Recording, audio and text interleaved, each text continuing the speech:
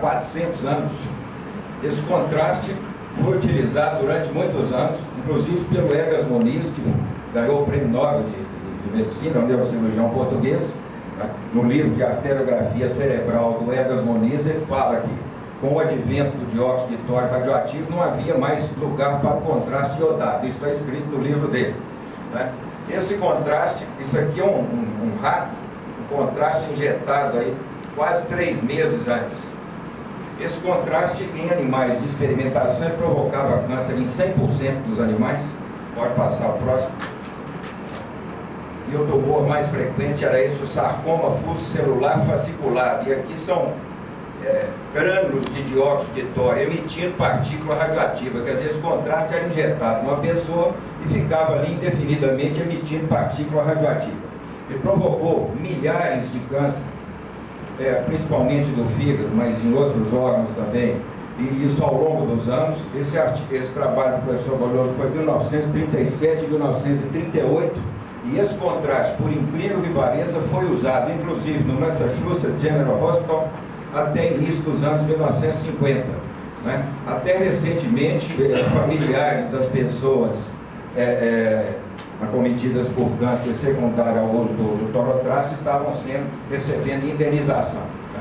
Então, o professor Boliolo, quando chegou para o Brasil aqui, com apenas, né, chegou em 1940, 10 anos de formado, ele já tinha uma bagagem grande, e esse estudo, o uso do torotraste é uma das páginas negras da história da medicina. Hoje estão sendo escritas outras, né, que a posteridade reconhecerá, né? A posteridade reconhecerá. Pode passar a próxima. Então, só para focalizar, porque eu faço questão de homenagear o professor Boliolo, porque foi a pessoa que mais me influenciou, né, durante meu curso médico. Então eu fiz a genealogia científica do professor Boliolo. O professor Boliolo foi discípulo do Franco. O professor Franco, né, ele nasceu em 1881. O Franco estudou em Pádua.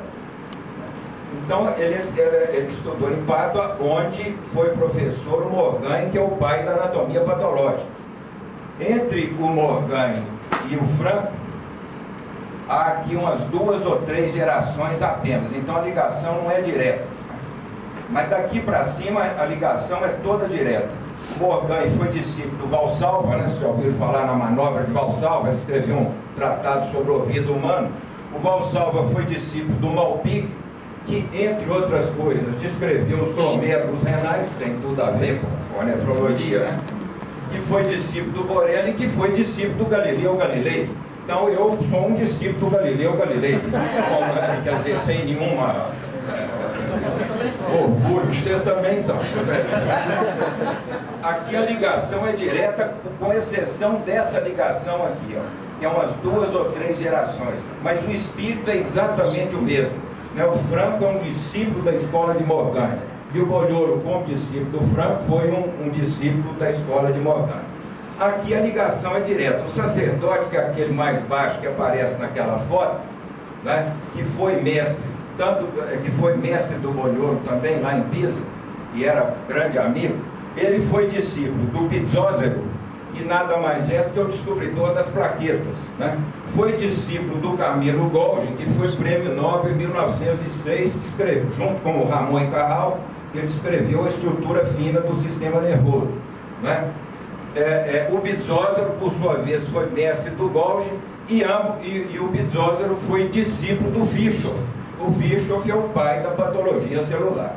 Vê que essa linhagem científica aqui do professor Boliolo é algo absolutamente fantástico, né? De modo que nós todos aqui, ou grande parte, pode se orgulhar de pertencer a essa genealogia científica, né? Pode passar o próximo. Bom, eu estou falando inicialmente da minha ligação com a anatomia patológica e com a nefrologia. Quando eu fui aluno na clínica médica do professor Caio Benjamin Dias, tive a oportunidade então de ser discípulo do professor Paulo Lúcio, que me ensinou a fazer sedimento urinário, né? Como ensinou também né? As bioquímicas que criaram o laboratório ADES, né? Avenida Amazonas 135, nono andar, eu sei até de cor, que era o único exame de urina decente que se fazia em Belo Horizonte, né? E que infelizmente o laboratório fechou. Então isso aqui é uma homenagem ao professor Paulo Lúcio, um cilindro hemático que não vejo mais. Com o fechamento do laboratório ADES, desapareceram os cilindros hemáticos, como desapareceram os corpos gráficos ovalados, os necrófagos, os lipóides birrefringentes, os cilindros sérios, cilindros largos, né? Tudo isso eu aprendi com o professor Paulo Lúcio ali, ao microscópio, ao vivo, né? Parece que agora tem um laboratório aí, seguindo as pegadas do laboratório ADES, mas eu ainda não firmei um juízo a respeito. Mas, então, homenageio o professor Paulo. Você é um cilindro hemático, pode passar o próximo. Aqui é um... Dá para escurecer mais lá atrás, tá? É aqui?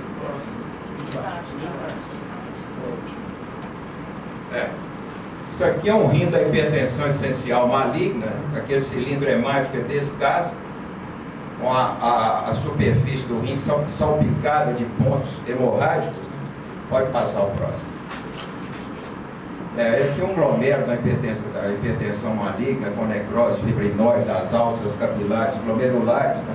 Então é uma situação que se acompanha de cilindro hemático. Mas com o fechamento do laboratório ADES, um indivíduo com hematura, a gente ficava sem saber se é uma hematura urológica ou uma hematura nefrológica, né? Espero que esse outro laboratório aí, que parece que segue as pegadas da Joia e da Terezinha do laboratório ADES, né? Realmente faça jus ao laboratório ADES, cujo nome advém, evidentemente, da contagem de ADES, que é o sedimento quantitativo, né? Pode passar o próximo.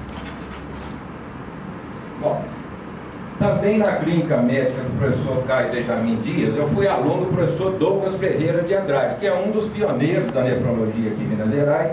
Ele se formou em 1959, na mesma turma do Lermínio Pimenta e do Eduardo Távora, que são 3 dos pioneiros da nefrologia aqui em Minas Gerais, né?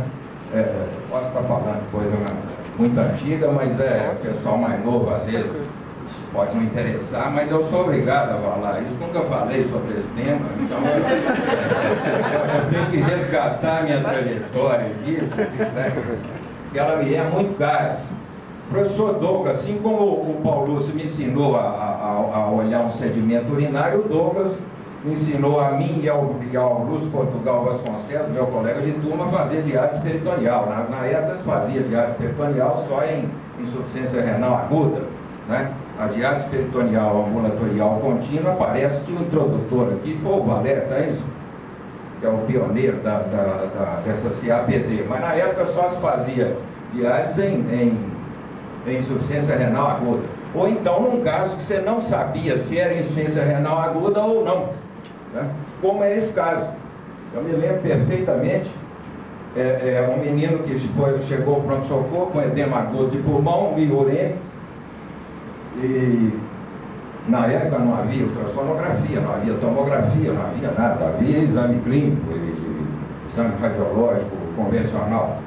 Esse menino foi internado na clínica médica do professor Caio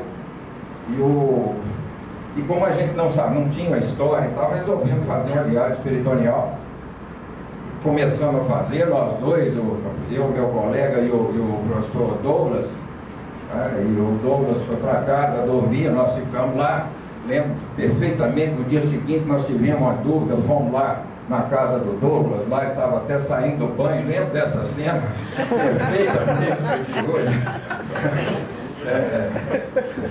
Mas esse menino, ele estava em coma, com a diálise, ele saiu do coma, nós ficamos num entusiasmo enorme com aquilo, mas era um caso, infelizmente, um caso crônico, ele foi a necrópsia, foi a uma sessão anatomoclínica, né?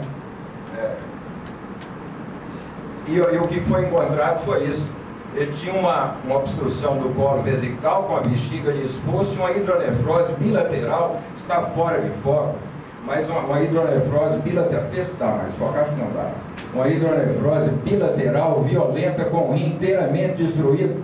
Então nós ficamos até certo ponto satisfeitos de saber que o caso não tinha jeito, porque na época não se fazia hemodiálise.